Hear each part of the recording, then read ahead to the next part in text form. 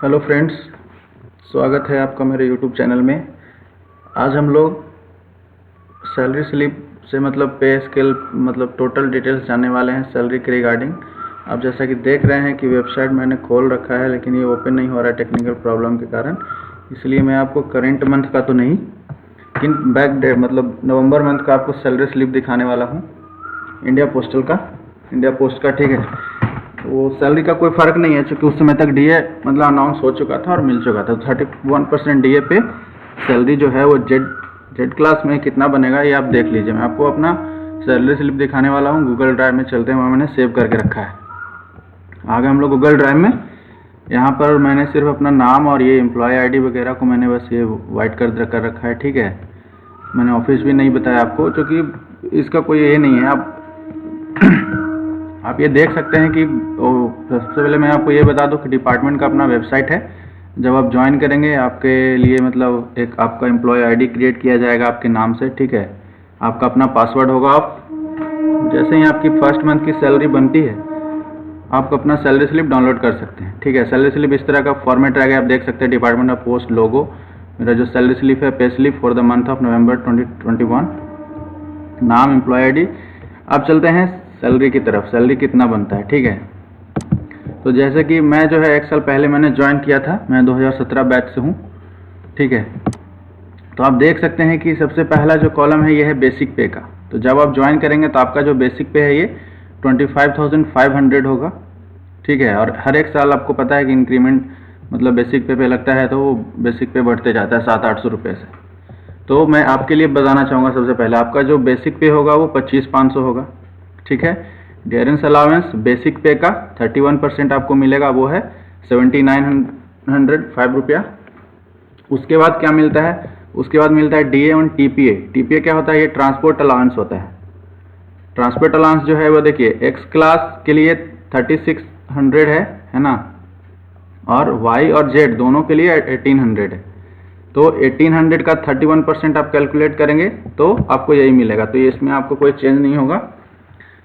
और third column है house rent allowance. House rent allowance चूँकि डीए जो है वो 25% नहीं, सॉरी 25% या 24% क्रॉस करने के बाद एचआरए जो है वो 9, 8 और 27 के कॉलम में आ जाता है।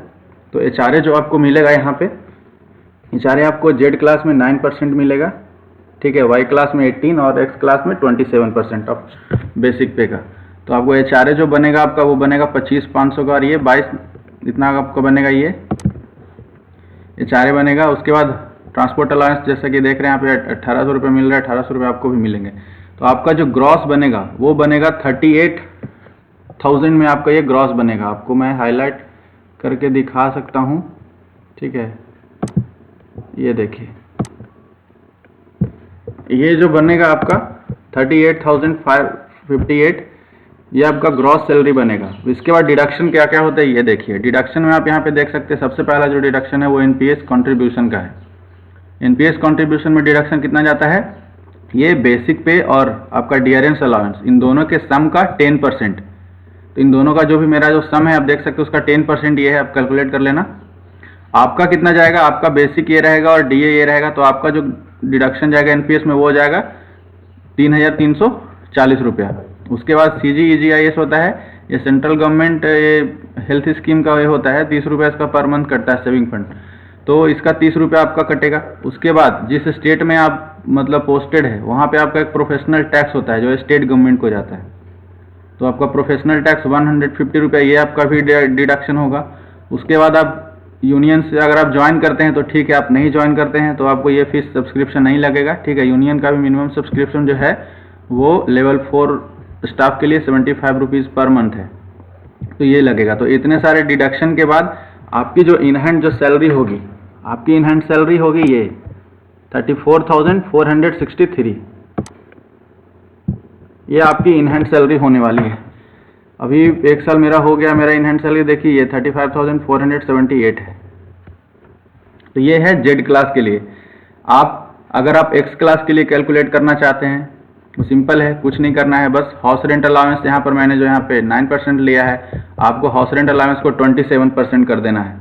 ठीक है, अगर आप वाई क्लास के लिए अपना सैलरी जोड़ के देखना चाहते हैं तो वाई क्लास के लिए 18% कर देना है। सिंपल है। और कोई भी चेंज नहीं होगा, बेसिक पे वही रहेगा। मतलब पर ईयर ये बेसिक पे 3% से बढ़ता है शायद, ये एक्चुअली कितना, हाँ ऐसे ही 8% से बढ़ता है शायद, पता नहीं, आप कैलकुलेट कर लेना, मैं थोड़ा कंफ्यूज हूँ। तो आप बेसिक पे वही रहेगा। डीए सबके लिए 31% है, DA on TPA. X class के लिए बस ये चेंज हो जाएगा, बाकी जेड और वाई के लिए सेम रहेगा। चूंकि एक्स क्लास के लिए ट्रांसपोर्ट अलाउंस जो है वो 3600 रुपये मिलता है, तो ये उसका 3600 का 31% ये चेंज हो जाएगा बस। तो एक्स क्लास के लिए आप चाहे तो ये अलग से आप सैलरी अपना कैलकुलेट कर सकते हैं, इसी के बेसिस पे बिल्कुल कोई भी चेंजिंग और नहीं होगा। एनपीएस कॉन्ट्रीब्यूशन रूल वहाँ भी वही रहेगा, सीजीएजीएस वहाँ भी वही कटेगा, प्रोफेशनल टैक्स वहाँ पे भी 150 ही लिया जाएगा आपसे। सिर्फ एक्स क्लास के लिए चेंज होगा तो क्या होगा, ट्रांसपोर्ट अलाउंस वहाँ पे 3600 रुपये मिलेंगे, एचआरए आपको वहाँ पे 27% मिलेगा आपके बेसिक पे का, और डीए ऑन टीपीए भी आपको बढ़ जाएगा, जो कि 3600 का 31% यहाँ पे ज़्यादा हो जाएगा। ये आपका जेड क्लास का है। बाकी अगर आपको और कोई इन्फॉर्मेशन चाहिए डिपार्टमेंट के रिगार्डिंग तो आप कमेंट कर सकते हैं। और जल्द ही मैं आपको एक और वीडियो लेके आने वाला हूँ कि ज्वाइनिंग टाइम पे क्या क्या फॉर्मेलिटीज़ करवाई जाती है। अगर आप सिलेक्टेड हैं तो आपको ये जानना बहुत ज़रूरी है, क्योंकि जब आप नए नए ज्वाइन करेंगे तो आपको कुछ पता नहीं होगा। बहुत सी बातें हैं जो ज्वाइनिंग के टाइम पे आपको पहले से पता होना चाहिए, इससे आप काफ़ी मतलब डिसीजन ले पाएंगे। ठीक है, किसी से आपको ज़्यादा कुछ पूछना नहीं पड़ेगा ज़्यादा। थैंक यू, आप वीडियो देखने के लिए बहुत बहुत धन्यवाद आपका।